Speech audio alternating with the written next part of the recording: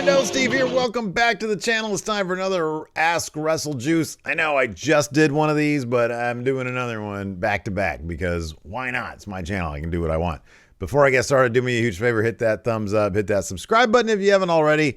Very much appreciate it. Let's dive into this. First up from McDaniel. He asks, do you think the NXT/AEW wrestling style has hurt the wrestling business? He says, I feel like they do so many high spots as normal moves now that it sometimes takes me out of a match to see a lot of big spots in every match and then see someone win with their finisher after what sometimes looks less powerful than some normal moves going on in the match. Just curious if anyone else feels like that. I don't know if it necessarily has hurt the wrestling business. So I understand what you're saying. I understand you're sort of talking about kind of like the Young Bucks style of match where like they do the Indie Taker and the Meltzer Driver and they do all this crazy shit, sunset flip power bombs. They do stuff that seems, logically speaking, like it would be a more powerful move than whatever their finish is, like a BTE trigger or a super kick or whatever. I get what you're saying. And for me personally, I actually kind of agree. I don't disagree with that. I prefer matches where it just seems like two people really beat the shit out of each other. And oftentimes with that style of match, it doesn't look like they're really beating the shit out of each other, or at least the flow, the progression, I should say, of the match doesn't make a lot of sense to me. That doesn't mean I can't be impressed by the match, and it doesn't mean I can't be wowed by those cool moves they're doing. I love those moves. I think they're great. I find the PWG style of match, which is kind of what we're talking about here, where it's like tons of false finishes and they're doing, I still find them entertaining. But it's not as impactful of a match to me as one where it's a couple of dudes or women just beating the shit out of each other and making that look real. Like when I think of something like that, I think of like a Matt Riddle, Roderick Strong type of thing where it really looks like they're giving it everything they have. It looks like they're really taking it to the other guy. So that's my own personal preference.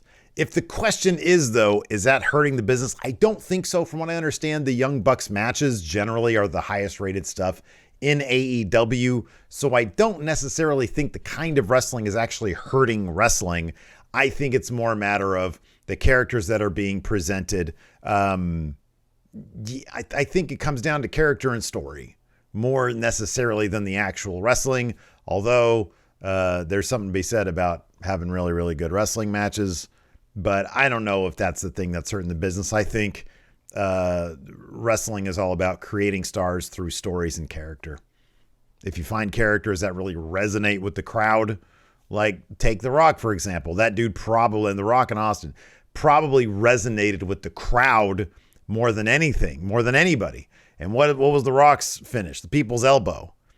Or like the Rock Bottom, which is like a, that's more of an impactful move, but the Rock, the People's Elbow, that finished some people off back. Like that's supposed to do something to people. It was the silliest move there was. So I kind of feel you on that. I don't think it's hurting the business though, because I don't think the business is predicated on the type of wrestling that goes down in a match. Good question though. Let's see here. Let's move on. Next up. Mr. Jones is me. If NXT 2.0 is now run by Vince, do you feel like it's reassuring watching guys like Carmelo Hayes and Braun Breaker and not having to worry about what will happen to them once they reach the main roster? What a great question. Number one, I don't think that NXT 2.0 is really run by Vince. I think it was sort of set up by Vince. The directives were from Vince saying, hey, this is what we're looking for. This is what we want to do. By the way, we're going to completely gut Triple H and his creation and leave him feeling like a wreck. So I think that was the idea. No, I don't, because I don't think Vince is overseeing it day to day. And I think that once somebody comes to main roster, they could just fuck with them. They could just do something else with them. So if Braun Breaker shows up at main roster, there's no saying that he's going to be a completely different guy. Main roster is main roster. Any hope that NXT was going to maintain continuity from one brand to the next, I think that went out the window a long time ago. I think that they don't think of NXT. I think there was a short period of time when Vince considered NXT, hey, This is developmental directly up to main roster. Now it's developmental. You get to main roster. It's more sort of like pre-NXT when a guy like Johnny Curtis would be in the NXT game show and then he'd show up on main roster. He'd be Fandango. And that's what it is. I think they're just going back to that because I think Vince probably thinks that worked better than that period of time when in NXT there was more continuity. I hope I'm wrong about that because I like to think that when I'm watching NXT, that stuff matters and I can follow those characters to the next level. But I don't know if that's going to be the case. Flying Shoe Man. Let's see here. With constant releases being an unfortunate norm now, how long do you think it'll be before WWE main roster ends the brand split / unify some titles, or before NXT 2.0 wrestlers start taking over the main roster? I think it'll probably be another year or so. Like Braun Breaker might get there before the end of this year, before the end of 2022. In terms of all the releases, that's just because they had so many people. They had tons of people on their roster. They still have plenty of people there that they can use for a brand split. I do get the feeling that at WrestleMania, they might unify that title. Maybe. Possibly. But it's also entirely possible that they're just going to walk in with one title. Either Brock's going to lose his title between now and Mania, or Roman's going to lose his title between now and Mania. Wouldn't shock me to see Seth Rollins take that Universal title off Roman Reigns between now and, at the Rumble. I think it's a possibility. Reaver Valentine says, wrestling video game question. How badly do you think that the string of releases last year and potentially this year, if the first week is to go by, will affect WWE 2K22? So the next conference call for the WWE has been scheduled. It's in February, sometime mid-February, I think. That's only like a month before the release, allegedly, of the 2K22 video game. Apparently, you're supposed to find out more news about that next week. So, generally speaking, at this point, it feels like conference calls are going to be the time when they release wrestlers. I don't know if that's going to be an actual norm or if that's just been the unfortunate pattern the last two times. But it is entirely possible that 1 month prior to the release of the game, they're going to release a bunch of people who will just end up being in the game. Hopefully 2K will have built in some sort of functionality like in NBA, the 2K games there, where they can take people out of the roster, put people in the roster, and they can do that. I don't know if that's the case, though. They seem to be thrown for a loop if the reports coming out are to go by. They were going to have like Jonah Rock, I think, in some DLC or something, and they had to pull that. Some of their DLC they get a bit more, I don't know, detailed with. Like the last batch of DLC, it was a bunch of variations on those characters. I don't know. I think that it'll be very interesting to see how they're able to reconcile releases on a regular basis and the video game coming out every March. Zach Blackwood says, how do you feel about feuds being revisited with the babyface and heel roles flipped? I'm all about it as long as there is some sort of story. I really like right now Seth Rollins and Roman Reigns. They're both bad guys. They got a matchup at the Rumble, and Seth comes knocking at his door with the Shield theme. That's hilarious to me. Referencing the history, even though they're basically portraying two completely different people, two different personalities with the same people. I love it. It's great. Whenever you have history between two people and you see their roles have changed, they can reference it. I love it. I'm all about it. As long as the story's good, it's great. Cameron Dobby says, if YouTube views were not a concern, would you rather cover different wrestling companies than WWE AEW? I like AEW. I think it's really good. I like a lot of what WWE does. I wouldn't mind adding something like Stardom to my list because everything I've seen coming out of there, it's cool, it's neat, it's new, it's fresh, it's interesting. So I wouldn't mind adding something like Stardom. Impact, I enjoy covering those monthly as pay-per-views over at Going In Raw. That's kind of what we do over there. I'm fine with that. I don't need to keep up with their weekly TV. I don't know. I mean, AEW and WWE are kind of where it's at. Would I be interested in doing like deeper dives into history instead of current product? Case to be made. I don't know. If I would still make the same revenue as we did over at Going In Raw covering old stuff, I don't know that we wouldn't. But I like a lot of the stuff that's going on now. So I don't know. Probably not. Let's see here. Clark Munting. Except for the invasion, what do you feel is the biggest mistake / regret / missed opportunity in wrestling history? They're kind of rectifying it now, but I feel like the 5 years that they tried to go with Roman Reigns as the top face of the WWE and everybody was rejecting it. I feel like if they had just done now, if they just did then what they're doing now with Roman Reigns, which seemed obvious, turn him heel, it would have been fine. It would have been great. Everybody would have been on board from the day one. I think it would have been great. But they decided not to. I think that was one of the biggest creative bundle of misfires in like wrestling history. Also not rolling with Jake the Snake as a main event champion. Apparently that was supposed to happen and the people were really behind him, but he was a bad guy. So Vince said, no, that's not going to happen. Let's see here. Moving on. Phenomenal Emerald. Do you think that AEW will survive after 10 years? Yes, I think they'll be fine. Warm Soda. They heavily teased the TNT title changing hands when AEW debuted Jay Lethal. That obviously didn't happen, but do you think that anyone will ever win a title in their AEW debut? Maybe Keith Lee. I think if anybody does it, it's going to be that TNT title, which seems to be the one that they're cool with changing hands a bunch. Keith Lee's a great name. I think Cody has plans for that title, so I don't know that it'd be Keith Lee, especially if he comes in sooner than later. But sure, I think that's a possibility. I think AEW would definitely do that. It'd be like a once in a 5-year span thing, but I think they'll do it. It's a great way to introduce somebody. You just don't want to go to that well more than once, like I said, every 5 years. Let's see here. A says, do collaboration videos with the likes of Sean Ross Sapp, Wrestle Talk, Cultaholic, etc. Get going in Raw, more views / subscriptions. Any plans to do more of them? No plans right now to do more of them. We like doing the live streams when we bring in friends like Church of Joshi. But it's not to say we wouldn't do more of them. They do help with exposure. It helps getting people in. But yeah, we're open to it.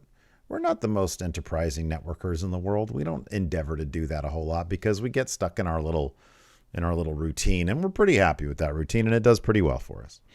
Mayor of Planet Houston asks, how do you feel about using real life beef between wrestlers to create storylines? He mentions Lita, Matt Hardy, and Edge. Oh man, as long as everybody involved is okay with it. Like from what I understand, the Edge, Lita, Matt Hardy stuff was after they had already sort of dealt with the personal ramifications of that. Matt Hardy is on record as saying, yeah, I was past all that. He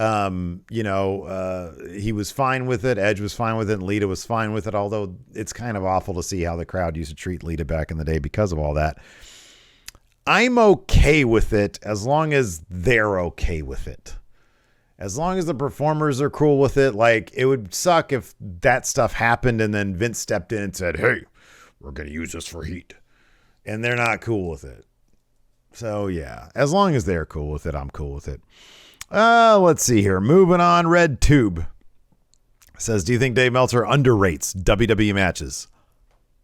Yes, I do. 100% I do.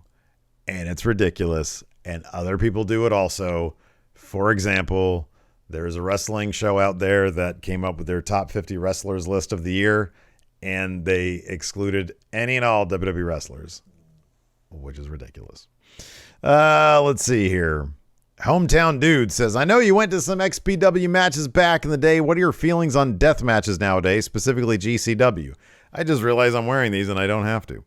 GCW. I love it. I think it's great. I think that, they're telling some good stories over there. I think they got some really creative wrestlers doing that stuff. I do get a little bit squeamish. It's not always for me, but I'm down with it. As long as they're not getting, I think there's like a certain line that you can't cross, and XPW did. And that line is of like pure recklessness, like when you don't know how to light a table on fire and then you light it and a guy rolls in the flames and the lighter fluid, and then he almost dies. And I'm there for that. And I'm like, this is not good. I think there's a certain line that deathmatch wrestlers in GCW and the higher profile promotions know not to cross into recklessness. Now, shit happens. Shit does happen. You can get fucked up. But as long as they don't become reckless, as long as they try their damnedest to be safe within the confines of a death match, and I think there's a difference there. As long as I don't get the idea that they're just being stupid. Sometimes you find gifs from like indie shows and it's like, why did they do that? That was stupid. They're just being reckless. Or they're not properly thinking out spots. They're not properly executing spots because they don't have the experience or they just want to get on Twitter or whatever. That's reckless. I feel like what I've seen in GCW, they're not getting reckless. They're just trying to push the boundaries of like extreme. And I think that's okay. I think there's a place for that. It's not always for me, but I think there's a place for that. I like, for example, I like the GCW deathmatch stuff. I like Akira. I like Cologne. I like those guys. I think they're good. Speaking of GCW, KC asks, do you think GCW could ever sustain TV, or are they better off sticking with their current mini pay-per-view model? I don't know that they could really do TV. They do have that ECW vibe, and ECW had all sorts of problems once they went to like a national TV deal, but things are a lot different now. Man, I don't know. I feel like they're better off sticking with that pay-per-view model, because I don't know a lot of networks that would touch them. But maybe I'm wrong about that. I honestly don't know. I prefer the mini pay-per-view model because one thing you're competing with is you're required then to compete with weekly wrestling television, already of which there is way too much. There's far too much. So if you don't want to compete with that, you find a different way to get your product out there. Chasing a TV deal when you already have a good pay-per-view model, it's probably not a wise move. You might have a ceiling, but then I don't know if you keep on getting the word out there from your pay-per-views, I don't know. And then they got some stuff on YouTube. So I think they're good. I don't think you need to get on TV and start competing with other people. Luis asks, has Wrestling News Now ever commented or reacted to your videos? Has there ever been any interaction? No. I hope he's cool with it because I don't mean any harm. And I hope what I'm doing gets him some shine. I don't always agree with the approach he takes to his videos. I think they're hilarious. Whether or not that's intentional or not, I don't know. But it's all in good fun and they're valid critiques of the videos. So, but no, he's never reached out. I don't know if he has any idea who I am. I don't know. Hopefully he's cool with it. And if not, I'd feel kind of bad. Let's see here. I'll end on this one. Oh no, we'll end on the King Soul asked, do you think Trick Williams has more main event potential than Carmelo Hayes? He's more charismatic and he has more of the advantage on size. Those are two damn good points. Carmelo is clearly a top class wrestler, but on main roster in WWE, Trick can talk. He is one of the company's best talkers already. He does have the size. He's got a great look to him. I haven't really had much of a sample size of what he can do in the ring. And Vince does like good wrestlers. But man, he has got charisma and he can talk. So kind of, I think so. I think he probably has more main event potential than Carmelo Hayes. I'll be honest with you. Just needs to get that wrestling going. And we'll end on this one. MFW Wrestling says, would you be interested in making a WrestleJuice subreddit? Would you guys be interested if I started a WrestleJuice subreddit? Is that something you'd want to see? You guys on Reddit? We don't really do anything with our Going In Raw subreddit. It's there. We never look at it. Is that something you guys would be interested in? What could I use it for? You guys let me know in the comments below. Thanks for watching. I'll post up a new community tab thread later on this week. Thanks for watching. We'll talk to you guys later.